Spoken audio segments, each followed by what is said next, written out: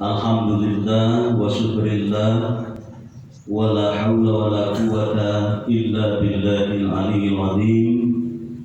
Bapak dan Ibu hadirin sidang Dewan Adat yang kami muliakan, acara prosesi adat Modepito yang kita ketahui bersama adalah Mopotolungo atau mengantar secara adat kepada mantan Bupati Bualemo Bapak Haji Darwis Merido SH bersama Mbui Ibu Haja Rensi Makuta SE MAK dari Iladia Lo Lipung atau Rumah Dinas Jabatan Bupati Bualemo menuju Iladia Lo Ongalaan atau kediaman keluarga di Desa Kota Raja, Kecamatan Dulupi.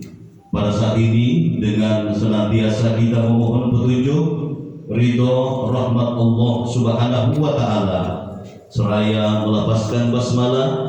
Bismillahirrahmanirrahim dimulai, yang akan diawali dengan adati Mopobulito atau pengaturan tempat duduk, yang akan diawali dengan didahului dengan pemakluman gelaran adat dibunyikan.